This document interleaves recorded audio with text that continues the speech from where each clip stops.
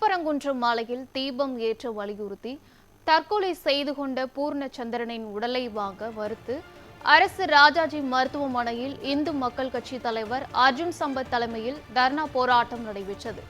போலீசார் நடத்திய பேச்சுவார்த்தையில் உடன்பாடு ஏற்பட்டதில் உறவினர்கள் உடலை வாங்கிச் சென்றனர். இதுகுறித்த கூடுதல் விவரங்களை நமது செய்தியாளர் பாண்டியன் வழங்க கேட்கலாம். வணக்கம் பாண்டியன், விவரங்களை சொல்லுங்க. நிச்சயமாக கன்னியாதேவி, திருப்பரங்குன்றம் விவகாரம் தொடர்பாக தீக்குளித்து தற்கொலை செய்திருந்த பூர்ணச்சந்திரனின் உடல் பிரேத பரிசோதனை நிறைவு பெற்றது.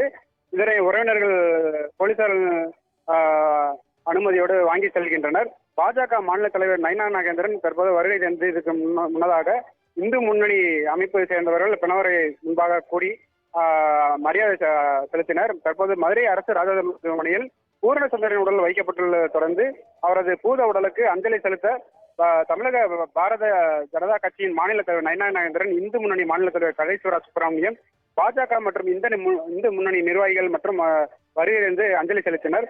அதற்கு முன்னதாக தீக்குளித்து இறந்த பூர்ணச்சந்திரனின் மனைவி மற்றும் அவரது குடும்பத்திற்கு ஆறுதல் தெரிவித்தனர். இந்த பாஜக இந்து அமைப்பு சார்பில் 10 லட்சம் ரூபாய் காசோலையை அவரது குடும்பத்தாருக்கும் வழங்கினர். தீக்குளித்து உயர்ந்த பூர்ணச்சந்திரன் உடல் வழங்க மறுத்து இந்து மக்கள் கட்சியின் மாநில தலைவர் அர்ஜுன் சம்பத் தலைமையில் 30க்கும் மேற்பட்டோர் அரசு ராஜாஜி பிரேத பரிசோதனை பிணவரையில் தரையில் அமர்ந்து தர்ணா போராட்டம் நடத்தி வந்தனர். அதில் திருப்பரங்குன்றம் மலை மீது தீபம் ஏற்ற வேண்டும், பூர்ணச்சந்திரனின் குடும்பத்தினருக்கு நிவாரணம் வழங்க வேண்டும் உள்ளிட்ட பல்வேறு கோரிக்கைகளை வலியுறுத்தி கண்டன கோஷங்கள் எழுப்பினர். இதன் அடிப்படையில் போக்குவரத்து நெரிசல் ஏற்பட்டது. போலீசாருக்கும் அவருக்கும் கொஞ்சம் வாக்குவாதம் ஏற்பட்டது. இந்த சூழ்நிலையில் போலீசார் பேச்சுவார்த்தை நடத்தி வந்தனர்.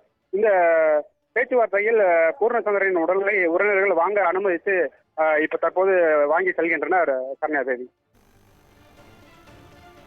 விவரங்களுக்கு நன்றி பாண்டியன்.